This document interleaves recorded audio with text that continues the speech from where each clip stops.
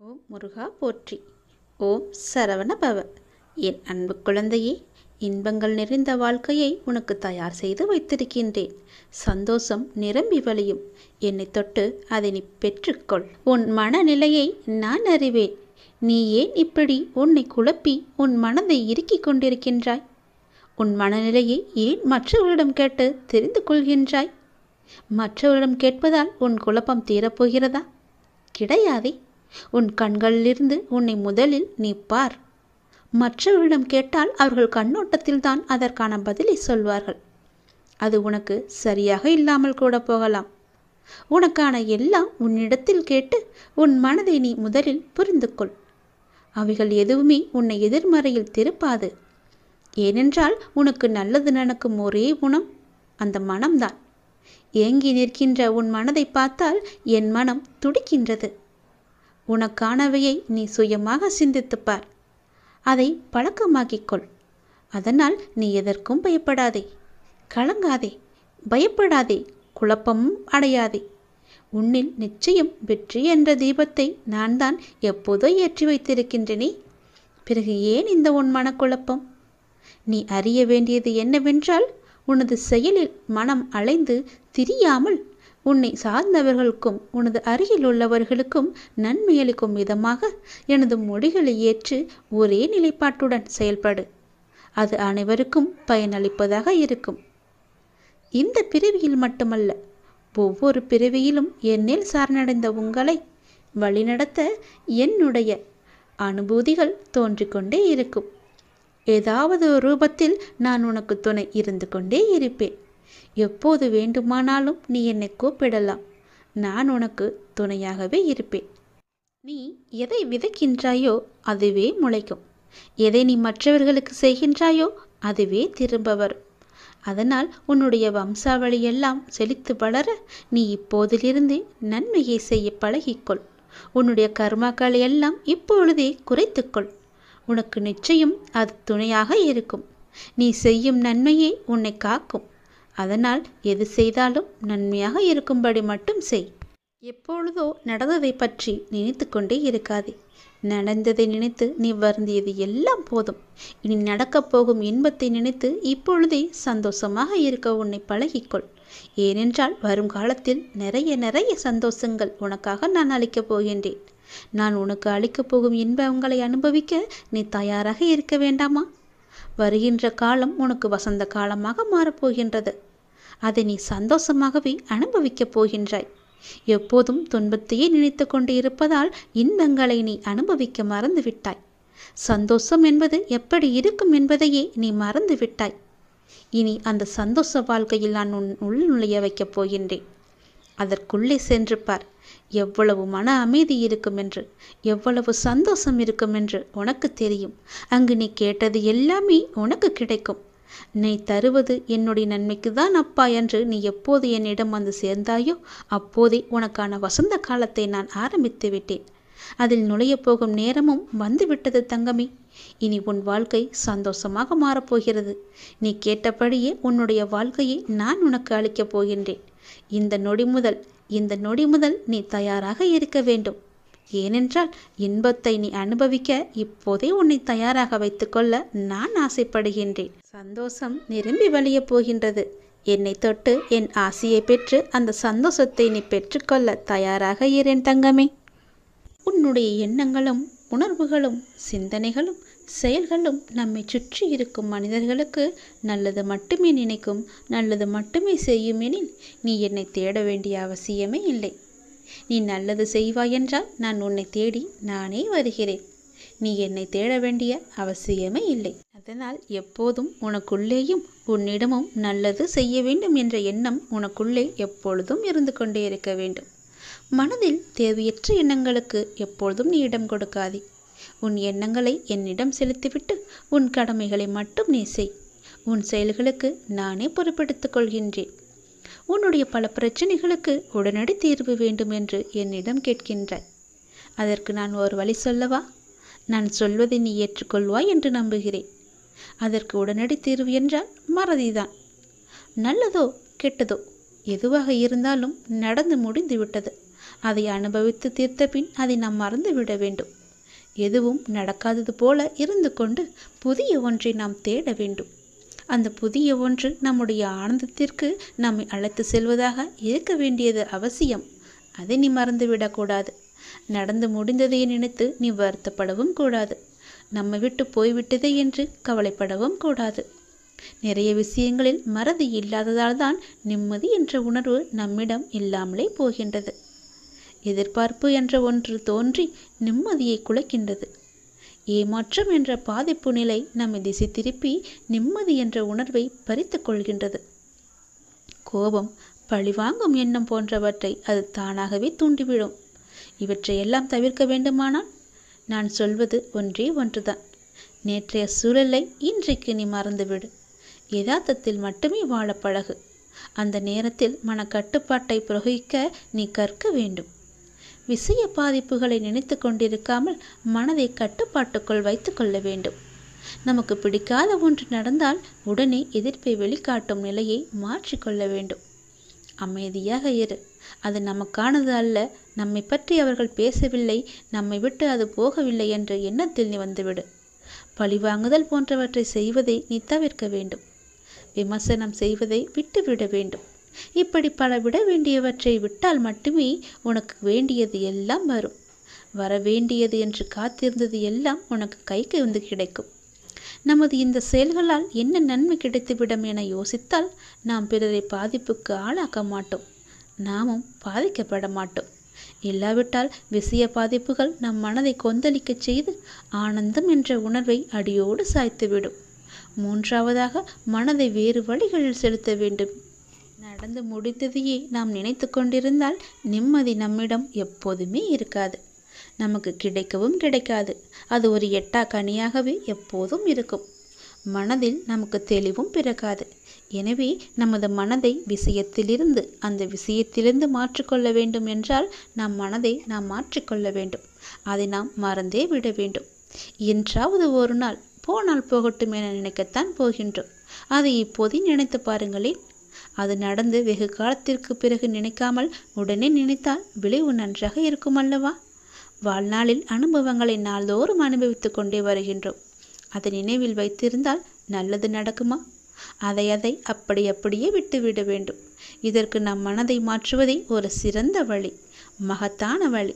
நான் சொன்ன வழி உனக்கு நன்மையாக இருக்கும் என்று நம்புகிறேன். அதை நிச்சயம் கேட்டு அதன்படி நடப்பாய் என்று நம்புகிறேன்.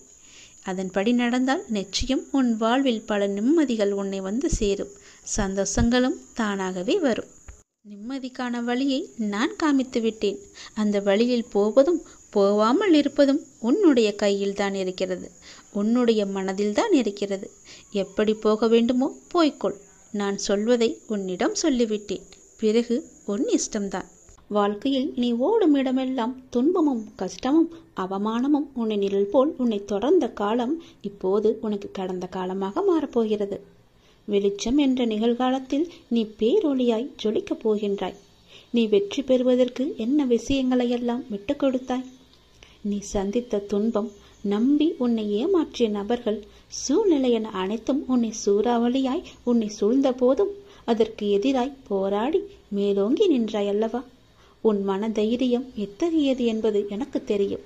மற்றவரின் பேச்சுக்கள் உன்னை அம்பு போன்று காயப்படுத்தினாலும் எழுந்து நின்று நீ நிச்சயம் வெற்றிக்கு பெயர் கொண்ட ஆத்மா நீதான் என நிரூபித்து விட்டாய்.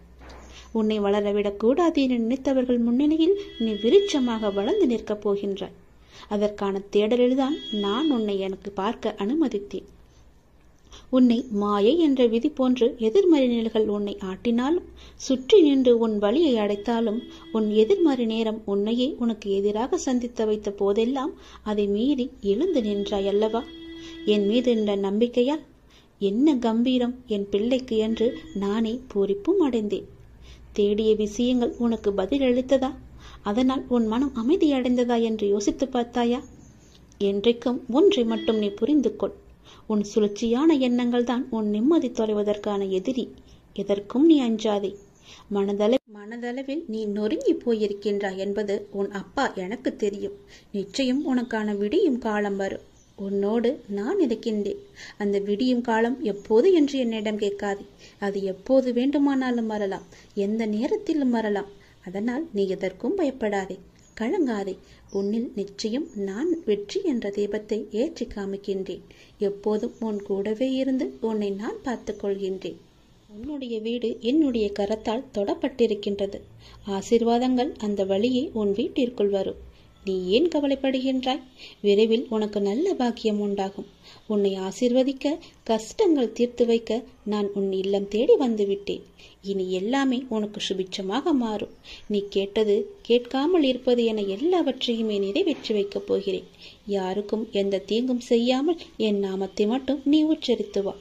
இம்மையிலும் மறுமையிலும் உன்னை காப்பது என்னுடைய கடமை.